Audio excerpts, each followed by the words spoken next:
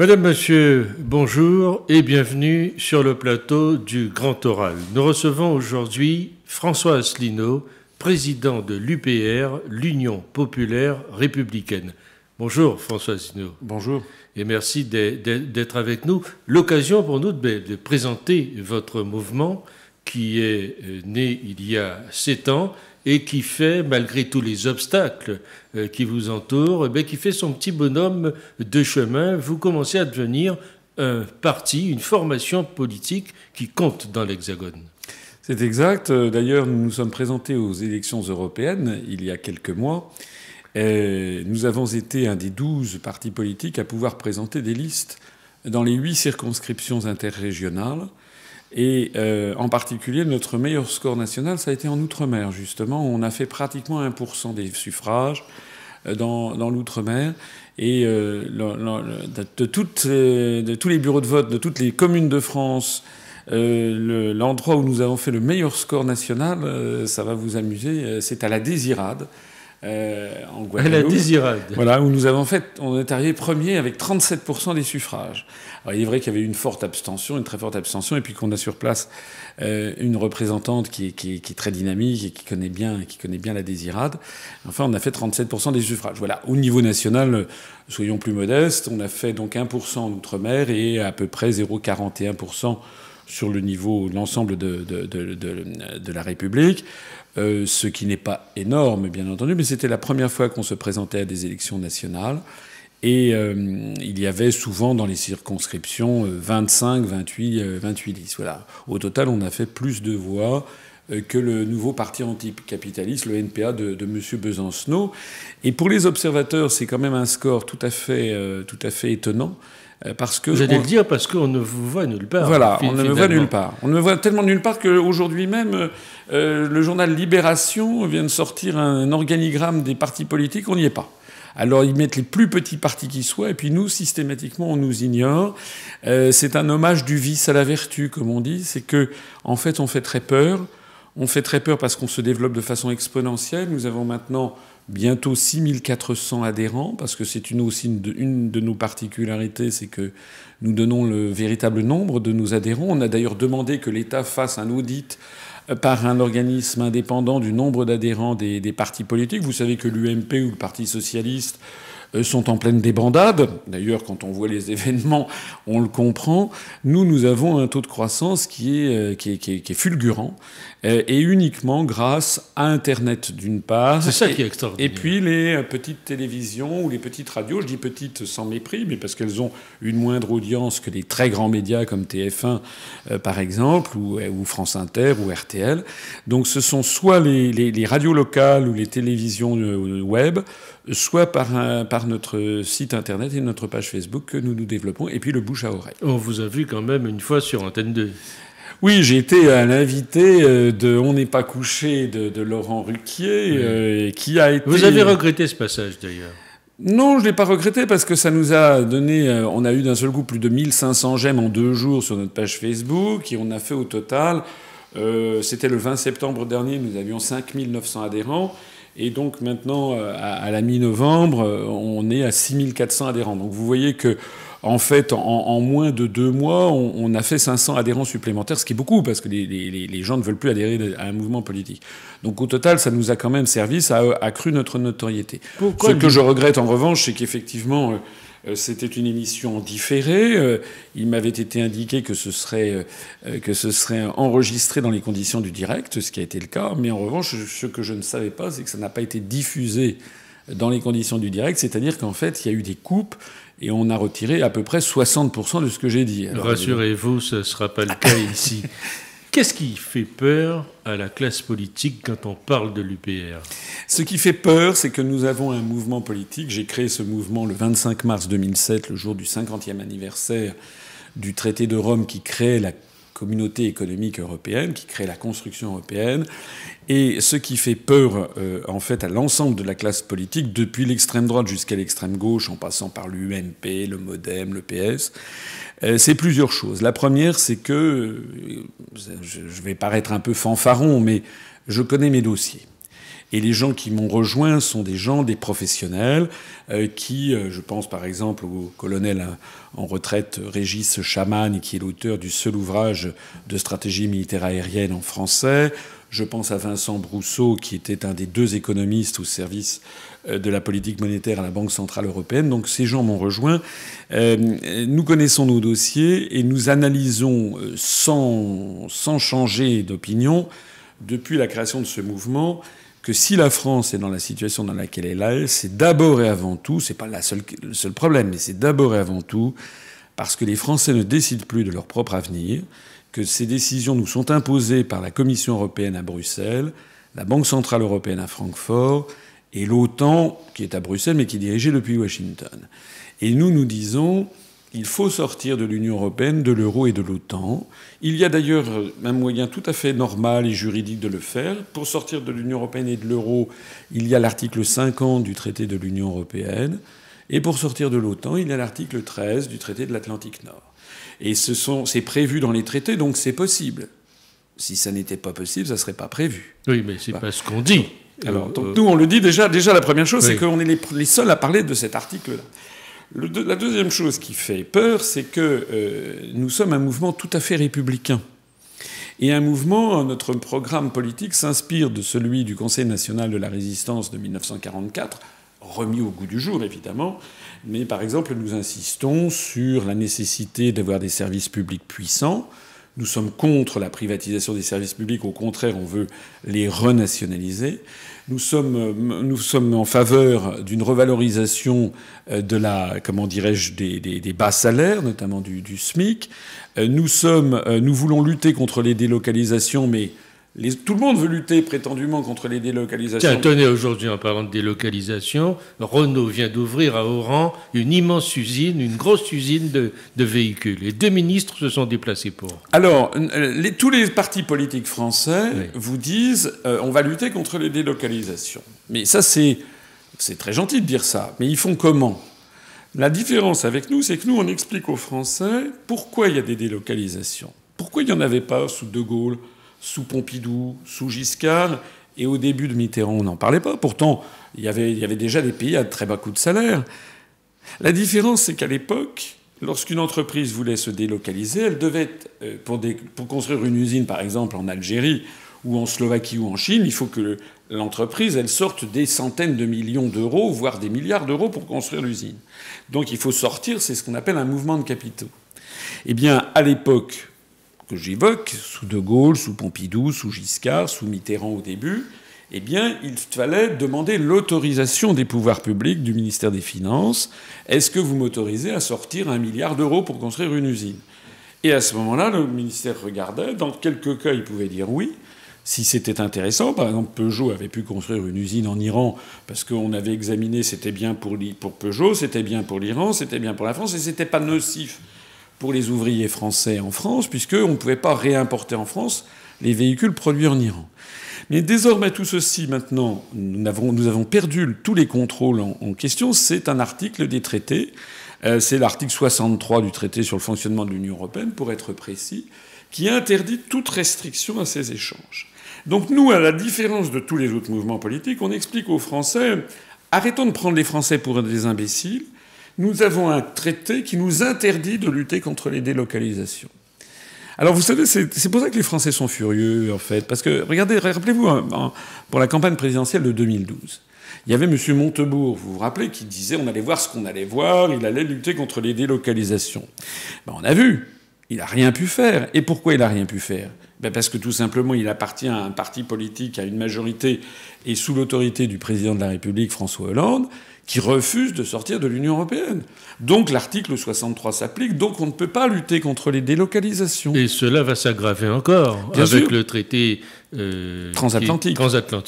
Absolument, et cela s'aggrave aussi par le fait que nous avons une monnaie, la monnaie européenne, qui est très surévaluée par rapport à la compétitivité de l'économie française. Donc nous on dit, soit on tire les conséquences de ça et on sort de l'Union européenne et de l'euro, soit on ne fait rien, on fait des promesses aux Français, mais le désastre va continuer. Et vous savez qu'on perd actuellement quand même à peu près 5 à 600 emplois industriels par jour et une usine par jour. Et la pauvreté se répand à toute allure.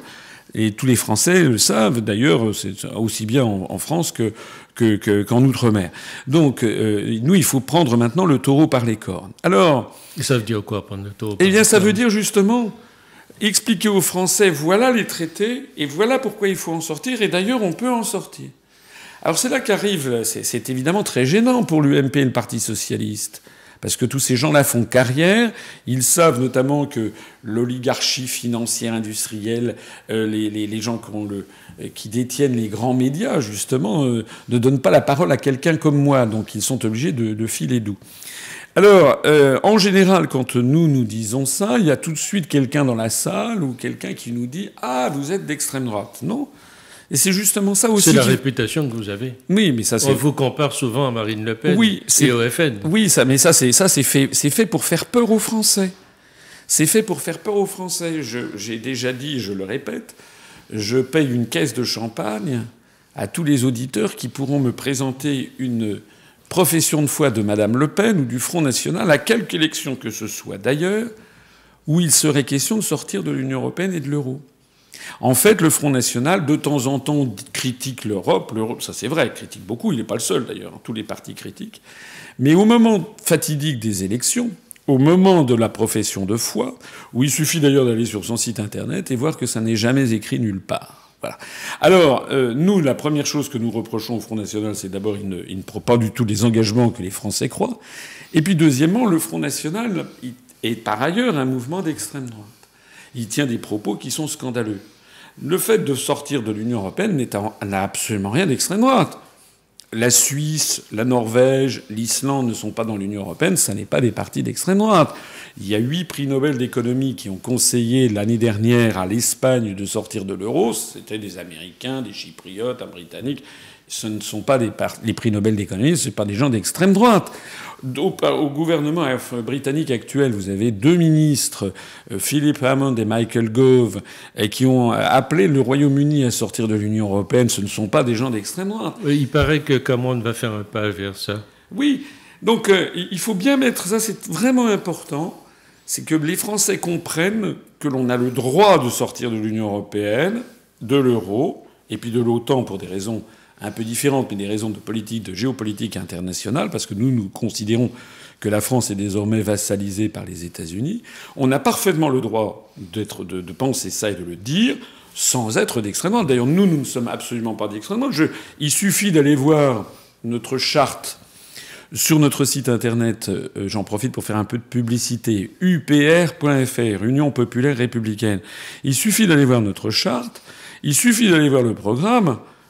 Et pour constater que nous sommes tous au fin mouvement d'extrême droite. D'ailleurs, chez nous, il y a maintenant une majorité de nos adhérents qui sont plutôt de la gauche, voire même parfois de très à gauche, qui nous ont rejoints. En fait, il y a de tout. Il y a des gens qui viennent de la droite, du centre, de la gauche et de l'extrême gauche. Parce que nous avons aussi une particularité qui fait peur également, c'est que pour rassembler le plus grand nombre de Français, on a dressé une hiérarchie de priorités. Nous, c'est un mouvement qui se veut provisoire, comme l'a été le Conseil national de la résistance pendant les années 40-44. C'est-à-dire que nous voulons rassembler les Français sur ce qu'ils ont de plus cher. C'est la liberté et l'indépendance de la France. Parce que si on ne fait rien, on est en train de laisser détruire notre pays, notre niveau de vie, notre liberté. On est en train de laisser démolir le droit du travail. Est-ce que les Français sont d'accord pour devenir progressivement des esclaves ? Des gens qui seront embauchés pour 2 heures par semaine, payés à des clopinettes, c'est ça vers quoi on va. Donc tous les acquis sociaux qu'avaient obtenus nos parents, nos grands-parents, nos arrière-grands-parents, tout le patrimoine national, les entreprises publiques, etc., qu'avaient constitué les générations qui nous ont précédés, tout ça est en train maintenant d'être vendu ou détruit. Donc, on va vous dire que le monde est en train de changer, que le monde est en mouvement, et que tout cela doit changer aussi. Oui, le monde est en mouvement, c'est sûr, mais par exemple, on parlait des délocalisations. Mmh. Mais par exemple, si vous voulez, actuellement, on voit que vous avez l'émir du Qatar qui rachète des hôtels à Paris, à Cannes, qui rachète le Paris Saint-Germain, qui rachète tout. Si c'est pas l'émir du Qatar, c'est le roi d'Arabie. Si c'est pas l'émir du Qatar et le roi d'Arabie, ce sont des fonds de pension américains ou bien des milliardaires chinois, etc. Bon. Ce qu'il faut bien comprendre, c'est que eux n'ont pas accepté la même chose que ce que nous, on nous a fait accepter par l'intermédiaire de l'Europe. C'est-à-dire que vous avez un Chinois qui rachète, par exemple, le château de Gevrey-Chambertin en Bourgogne, qui est un des grands crus de Bourgogne. Vous avez l'émir du Qatar qui rachète l'hôtel Martinez à Cannes, qui est un des grands palaces. Bon. Mais l'inverse n'est pas possible. Si demain vous gagnez à l'euro-million et que vous avez des centaines de millions d'euros à dépenser, si vous voulez acheter un grand terrain au Qatar, ça sera non. Si vous voulez racheter un grand jardin de thé de Chine en Chine, ça sera non. La réciproque n'est jamais vraie. La réciproque n'est pas vraie. Ouais. Voilà. C'est-à-dire que ça, c'est ce qu'on fait croire aux Français. La mondialisation s'applique à tout le monde. Ça n'est pas vrai. Nous n'avons pas les mêmes règles. Voilà. Nous n'avons pas les mêmes règles. Je voulais revenir sur ce que je disais, c'est que nous rassemblons provisoirement les Français sur cet objectif essentiel de reprendre notre liberté, notre souveraineté, et que ce soit les Français eux-mêmes qui décident de leur avenir collectif, comme normalement ça devrait être le cas.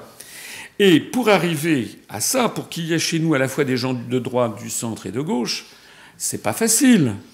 Donc comment on y arrive ? Eh bien, on se focalise sur les sujets les plus importants, et les sujets que nous considérons comme accessoires, nous les mettons de côté parce qu'ils divisent les Français.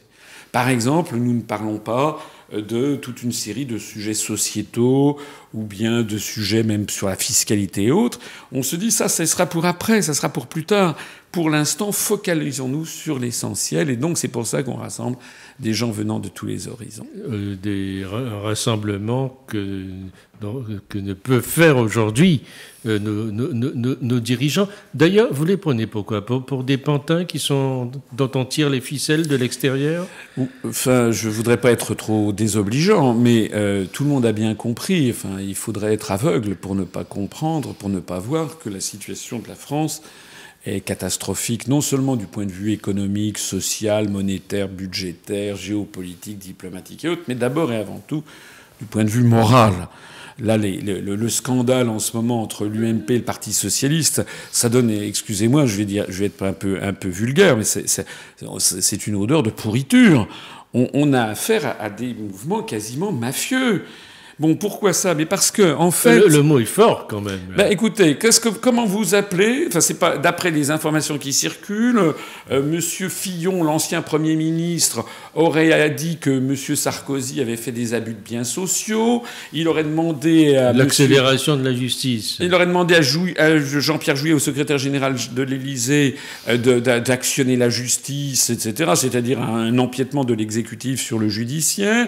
Tout ceci serait des combinations... Enfin, voilà. Tout le monde sait qu'à l'UMP, il y a d'ailleurs le nombre de casseroles que M. Sarkozy, c'est un orchestre à lui tout seul. Il a tellement de casseroles qui tintinabulent partout. Et il n'est pas le seul. L'affaire Big Malion attache énormément de gens. Et au Parti socialiste, ça n'est pas mieux. Donc, tous ces gens, en fait, ils sont dans des partis politiques. C'est plus des partis politiques. L'UMP et le Parti socialiste, ce ne sont plus des partis politiques. D'ailleurs, c'est quoi leur programme ? On ne sait même pas ce que c'est le programme. En fait, ce sont des syndicats de placement. Ce sont des mafias. Vous entrez à l'UMP pour avoir un poste, parce que vous savez qu'il y a une espèce de fonds de commerce. Alors, si vous avez l'étiquette UMP, eh bien, les Français qui regardent seulement TF1 ou France Inter, ils vont se dire, je vais voter pour l'UMP, puis après, je vais voter pour le Parti socialiste.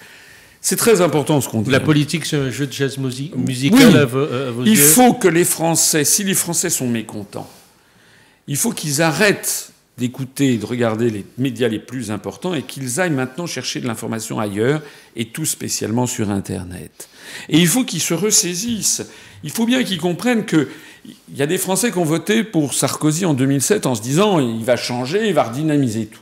Bon, ça a été la catastrophe. Rappelez-vous quand même que les Français étaient quand même très mécontents. D'ailleurs, M. Sarkozy avait été élu prétendument pour faire baisser la dette publique, pour arriver à l'équilibre budgétaire. Il a augmenté la dette française de 600 milliards d'euros en 5 ans. On n'avait jamais vu ça depuis Vercingétorix. Bien. Alors après ça, les Français se sont dit, on va changer, on va voter pour François Hollande. Et puis la patatras, ils sont également déçus. Pourquoi ? Parce qu'en fait, François Hollande fait exactement à peu près la même politique que Nicolas Sarkozy. Bon, il y a des petits détails, il y a des petites choses comme ça, le mariage pour tous, mais c'est pas très important, le mariage pour tous, ça concerne quelques centaines de personnes. Ce qui est très important, c'est le niveau de vie des gens. C'est qu'est-ce que devient la France, où passe notre industrie, où passe notre agriculture. Ça, c'est important. Et en fait, c'est la même politique qui est menée parce qu'ils n'ont plus les pouvoirs. Le pouvoir a été donné à l'Union européenne, à la Banque centrale européenne, à l'OTAN. C'est pour ça qu'on veut en sortir. Vous voulez dire que l'oligarchie financière dicte ce qu'il y a à faire? Voilà. Et c'est la raison pour laquelle, si les gens qui m'écoutent en ont assez, il faut surtout pas qu'ils tombent dans le piège qui leur est tendu. Le piège qui leur est tendu, c'est de se dire « Ah allez, en 2017, je vais voter Juppé. Parce que Juppé ou bien Sarkozy le retour, ou bien ça sera peut-être après, je sais pas, ou Valls en 2022. Mais si ça continue comme ça tous les 5 ans, ils feront tous la même chose, c'est-à-dire appliquer les directives des traités européens. Vous voulez dire qu'il y a une mise en scène qui est orchestrée d'ores et déjà? Mais oui, le scénario est déjà écrit.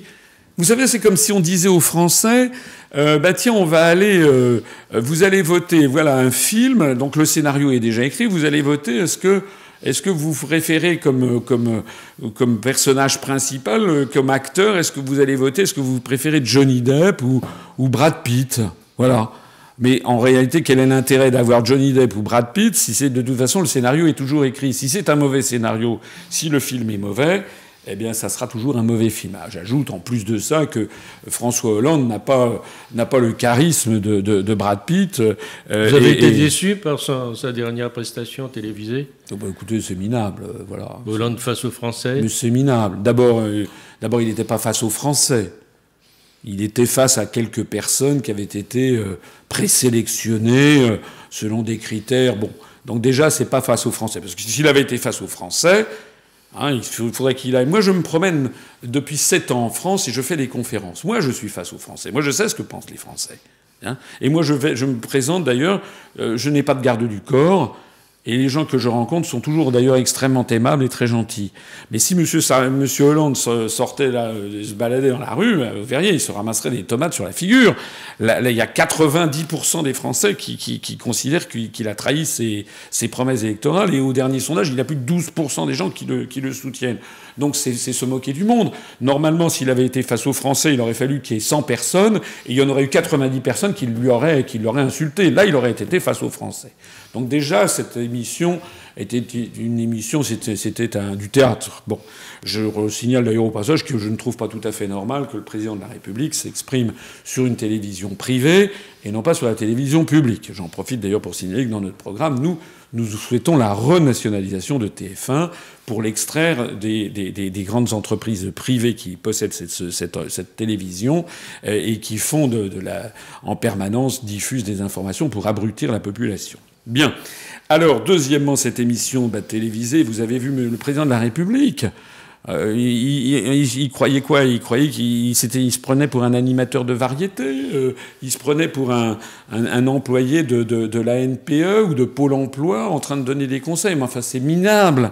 C'est pas ça que les Français ils attendent d'un président de la République. Vous qui êtes sur le terrain, qui connaissez les souffrances des Français, ils vous disent quoi? Mais d'abord, les Français sont complètement déboussolés. Ils comprennent plus rien. Ils ont tous compris que ça va très mal et qu'on va dans le mur.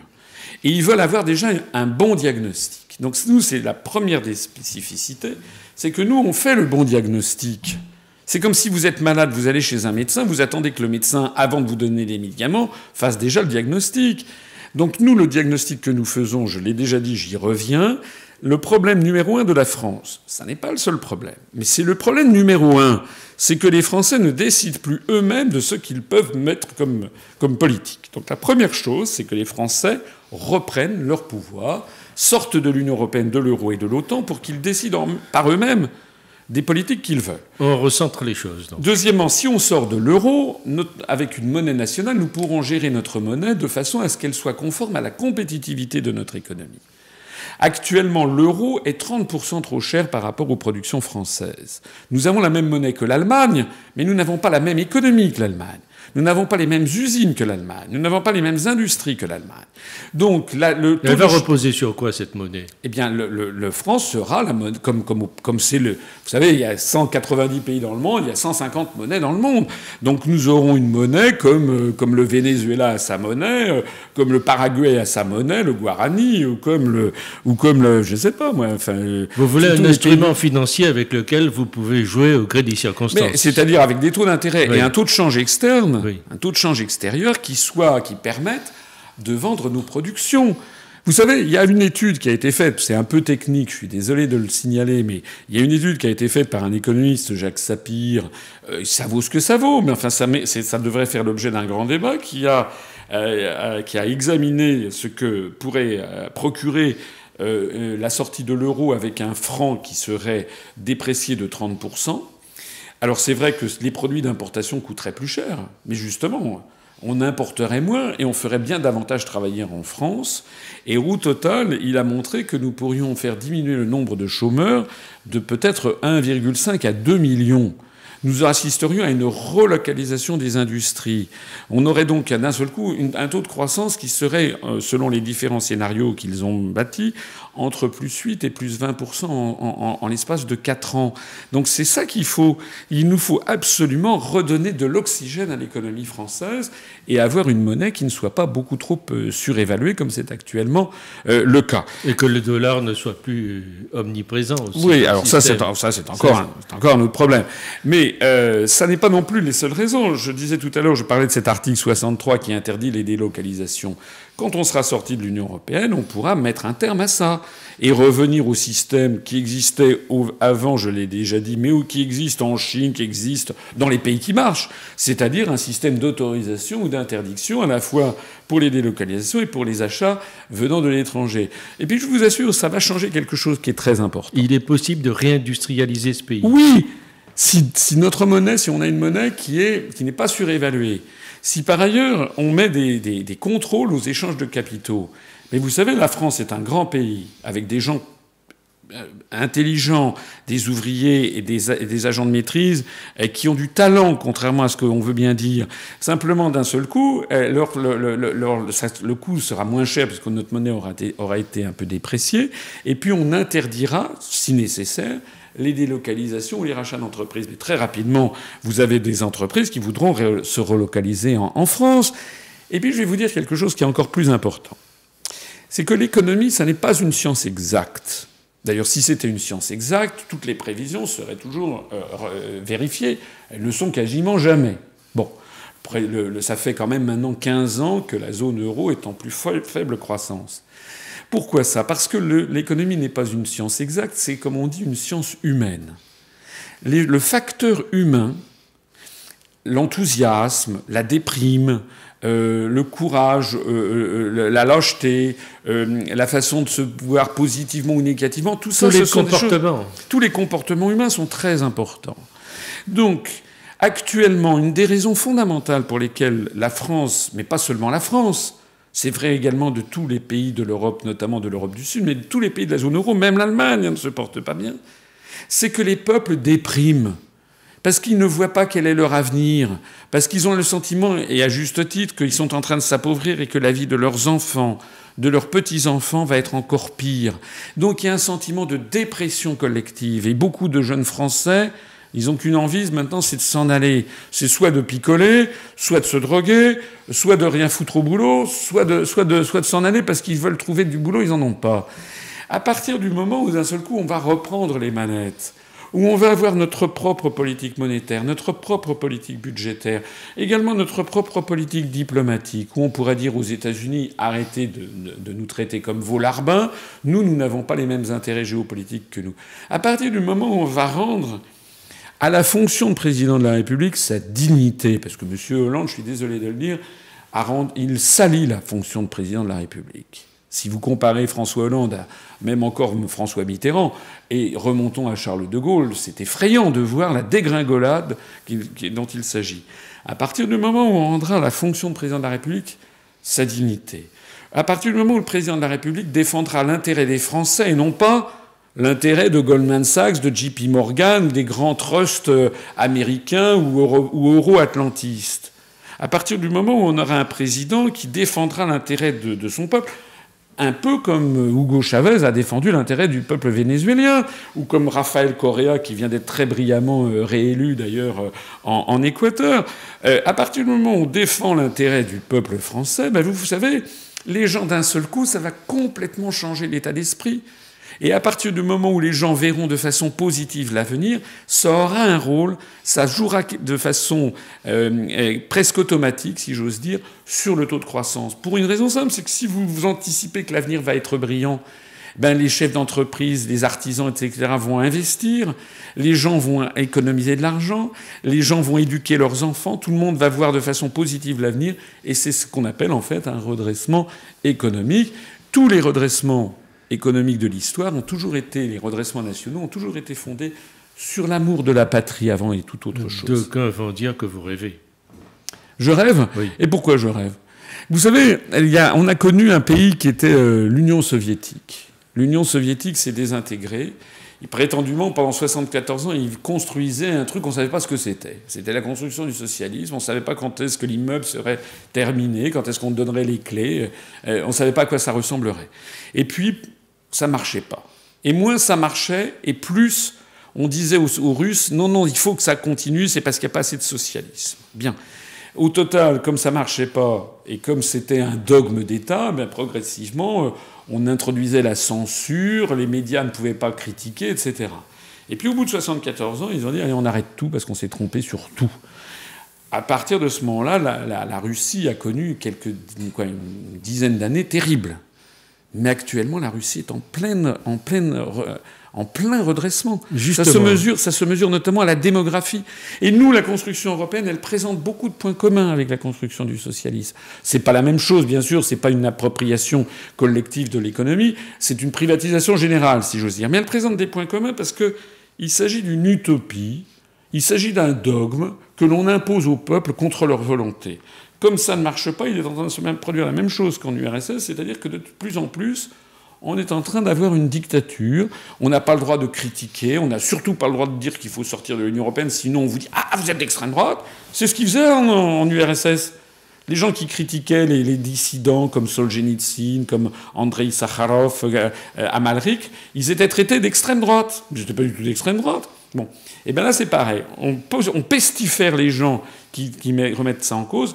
Mais vous verrez, un jour viendra où tout ceci va exploser, parce que la situation n'est pas seulement mauvaise en France, elle est mauvaise en Allemagne, en Italie, en Grèce, en Espagne, partout c'est en train de craquer. Et vous verrez, je ne rêve pas, lorsque les pays auront récupéré leur souveraineté nationale, il se passera un peu la même chose qu'en France à la Libération. À partir de 44-45, le peuple français était très très déprimé en 39-40. C'est le peuple de la défaite. Les peuples français en 1939-1940, c'est épouvantable, l'état d'esprit. En 44-45, c'est un peuple qui est complètement régénéré, justement par avoir récupéré sa souveraineté, son indépendance, avoir récupéré la France. Justement, il faudra une bonne guerre pour régénérer cet esprit que vous nous décrivez. C'est justement... C'est ce vers quoi on s'achemine. Nous essayons justement, nous sommes des gens raisonnables, et nous sommes très inquiets des évolutions actuelles. Parce qu'on a beaucoup dit aux Français, l'Europe, c'est la paix. Bon. Alors à partir de ce moment-là, les gens disaient, ah ben on ne peut plus critiquer. Mais nous disons, ça n'est pas vrai. S'il y a eu la paix en Europe occidentale entre 1945 et la fin du XXe siècle, c'était pas parce qu'il y avait des directives sur le beurre de cacao ou la taille des sièges de tracteurs émis par la Commission européenne. C'est pas vrai. S'il y a eu la paix, c'est parce qu'il y avait ce qu'on appelait l'équilibre de la terreur entre l'OTAN et le pacte de Varsovie. En revanche, ce qui est en train de se produire en ce moment, c'est que l'Europe est en train de nous emmener vers la guerre. J'ai dit plusieurs fois, je le redis, que nous voulons sortir de l'OTAN. Pourquoi ? Parce que l'Union européenne place la France sous la tutelle de l'OTAN par un article qui s'appelle l'article 42 du traité de l'Union européenne. En fait, tous les pays de l'Union européenne, pratiquement tous, doivent obéir à l'OTAN. Et l'OTAN est pilotée essentiellement par Washington.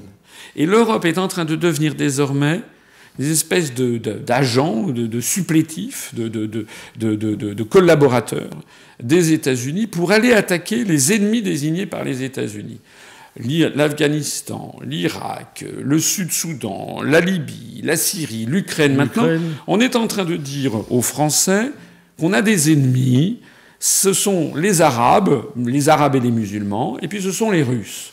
Bon, et accessoirement, d'ailleurs, les Latino-Américains qui sont pas gentils, on les présente aussi, et puis les Chinois. Bref, on a une idéologie qui nous place dans une posture intellectuelle où sans arrêt on dit aux Français regardez comme ils sont méchants, il faut aller leur faire la guerre. Donc nous disons il faut absolument sortir avec cet engrenage parce qu'au train où ça va, on va aller en conflit avec la Russie, qui est la deuxième puissance nucléaire mondiale. Justement, c'est le moment où on choisit pour couper un peu les ponts avec la Russie. Parce que la construction européenne nous place sous la tutelle des États-Unis d'Amérique. Et cette construction est une construction, je me permets de le dire, parfois les gens sont surpris quand on dit ça, mais j'insiste, c'est une construction qui est limite raciste. Pourquoi ? Parce qu'on dit aux Français, vous devez fusionner avec des pays scandinaves ou des États baltes, par exemple la Finlande, ou bien l'Estonie, la Lituanie, la Lettonie. Les Français ne savent pas qui c'est, d'ailleurs. Moi, j'ai rien contre ces peuples, mais ce sont des peuples avec lesquels on n'a pas de lien particulier, ni historique, ni linguistique, ni migratoire, ni commerciaux. Bon. En revanche, la France, elle a des liens extrêmement importants avec les pays du Maghreb, avec les pays d'Afrique francophone, avec un certain nombre de pays de la Caraïbe, je pense à Haïti, avec des pays latino-américains, avec des pays d'Asie. Et des pays du monde arabe. Charles de Gaulle avait laissé à la France une politique arabe, des liens également avec la Russie.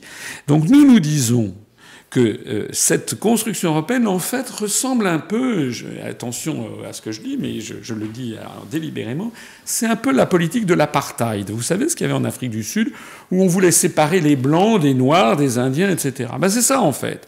Et nous disons que c'est une erreur tragique, et en plus de ça, moralement condamnable. C'est une erreur tragique parce qu'au XXIe siècle, c'est pas comme ça que les choses doivent se passer. Au XXIe siècle, tous les peuples doivent être en contact les uns avec les autres. Voilà. Nous devons avoir les meilleurs liens possibles avec les pays de la Caraïbe, avec les pays latino-américains, avec les pays du monde arabo-musulman, avec les pays d'Afrique, a fortiori les pays francophones. C'est ça votre conception de la mondialisation. Oui, nous ne sommes pas pour la mondialisation, parce que la mondialisation, c'est un mot codé. En fait, quel mot vous mettez à la place ? Nous, on prend un mot qui est un beau mot français, qui était là, le génie français, c'est le mot universel. Nous sommes pour un universalisme, c'est-à-dire que notre vision du monde, et ça, c'est aussi ce qui nous distingue des autres, hein, parce que tous les partis politiques français sont tous là à dire qu'il faut faire l'Europe. Il faut faire l'Europe. Quand vous dites mais pourquoi il faut faire l'Europe ? Au bout du compte, ils vous disent mais vous vous rendez compte ? On va être submergé par les Arabes, par les Noirs, par les Indiens, par les Russes, par les Chinois. Ils ont peur. Mais nous, on n'a pas peur. Nous, on est pour l'universalisme, c'est-à-dire qu'il faut qu'au XXIe siècle, d'une part, les États, on respecte les identités nationales de chaque État. C'est fini. Il ne faut plus qu'il y ait un peuple qui veuille dominer les autres. Et ça, c'est les peuples blancs qui se sont passés le mistigris pendant 2000 ans. Ils voulaient être les empereurs, les rois du monde. La France aussi, elle a connu cette phase-là avec Napoléon. Maintenant, c'est les États-Unis d'Amérique qui veulent dominer le monde entier. Donc nous, on dit, au troisième millénaire, c'est plus comme ça que les choses doivent se passer. Il doit y avoir un concert des nations. C'est-à-dire qu'il faut respecter, c'est un mot très important, le mot de respect. Il faut respecter l'identité nationale de tous les États. Ça, c'est un point important. Chacun doit pouvoir gérer son pays comme il l'entend. Mais pour autant, il faut également développer les liens d'amitié, de coopération industrielle, économique, culturelle avec tous les États du monde, sans faire de distinction nauséabonde, suspecte, entre les pays blancs, disons le mot, et les pays blancs chrétiens, et puis le reste du monde. Ce que je dis là, d'ailleurs, c'est exactement la charte de l'Organisation des Nations Unies de San Francisco qui avait été faite à la fin de la Seconde Guerre mondiale. La charte de l'ONU précise bien que chaque État a le droit de se développer comme il l'entend. On ne doit pas faire d'acte d'ingérence dans les affaires intérieures des autres États, mais on doit développer la coopération entre les États. C'est exactement, nous voulons revenir, nous, aux idéaux de la Charte des Nations Unies. Nous voulons redonner aux Nations Unies sa vigueur. Nous voulons d'ailleurs qu'il faudrait qu'il y ait une réforme du Conseil de sécurité pour qu'il y ait des pays latinos, un pays comme le Brésil ou un pays comme l'Inde puisse avoir un poste au Conseil de sécurité, un poste permanent. Et nous proposons, alors je renvoie les auditeurs à notre programme. Nous voulons redonner à la francophonie, aux liens qui nous ont été tissés par l'histoire, des liens très importants, sortis d'un rapport de domination. Il ne s'agit pas de refaire la France-Afrique, mais avoir des liens, j'allais dire, de nature politique, d'avoir une espèce de francophonie politique qui permettrait, dans un certain nombre de cas, de faire valoir la vision francophone du monde dans le monde international, dans les échanges internationaux. Je crois que vous avez été le seul parti à prendre position lorsque la ministre des Universités et de la francophonie voulait finalement passer au-dessus de tout cela. Oui, Madame Fioraso, qui était ministre, et qui est toujours d'ailleurs ministre de l'enseignement supérieur, a fait voter une loi où maintenant en France, on va pouvoir suivre des études supérieures en anglais. C'est absolument scandaleux. C'est d'ailleurs une trahison des pays qui nous ont fait confiance, une trahison des Québécois, c'est une trahison des pays d'Afrique. J'ai participé à un débat dans une petite télévision avec Christophe Ondelat, où il y avait Calixte Beyala, vous connaissez cette auteure qui est franco-camerounaise. Elle était là à défendre ma position. Il faut que nous ne devons pas avoir honte de ce que nous sommes. La langue française est une vision du monde comme la langue anglaise. Il n'y a pas que la vision du monde. Les Français, par exemple, sont un peuple qui est un peuple de juste milieu. Nous ne sommes pas en France... on ne veut pas faire une économie collectiviste. C'est pas notre génie. On ne va pas avoir une économie complètement socialisée. D'ailleurs, ça n'a marché nulle part. Bon. Mais on n'est pas non plus des ultralibéraux. On ne veut pas une économie à l'américaine. Les Français, ils veulent qu'il y ait un État assez fort, assez puissant, qui assure la justice sociale entre les gens. Et les Français, moi j'ai jamais vu, au cours de mes 7 ans, ça fait 7 ans que je parcours la France. C'est ce que vous leur garantissez ? Oui, parce que les Français, ils veulent qu'au grand moment de la vie, c'est-à-dire la naissance, l'éducation, la maladie et la mort, en fait les Français, ils veulent que tout le monde soit traité à peu près de la même façon. C'est peut-être notre vieux fond chrétien qui est derrière. Et tous les Français, qu'ils soient de droite, du centre ou de gauche, sont très attachés à ça. Le modèle américain, c'est pas ça. Le modèle américain, il y a 50 millions d'Américains qui n'ont pas de couverture sociale. Et si on laisse l'Europe actuelle mener sa politique à son terme, ce qui est prévu au programme, c'est le démantèlement de la sécurité sociale, c'est qu'après, il y aura une médecine pour les riches, une médecine pour les moins riches, une médecine pour les pauvres, une médecine pour les très pauvres qui n'auront pas de médecine du tout. Et ça, c'est intolérable pour l'esprit français. Ça, cette vision-là que nous avons, c'est une vision qui est largement partagée par beaucoup de peuples du monde. Merci François Asselineau de nous avoir fait part de vos réflexions et d'avoir été notre invité. François Asselineau, donc président de l'UPR, Union populaire républicaine.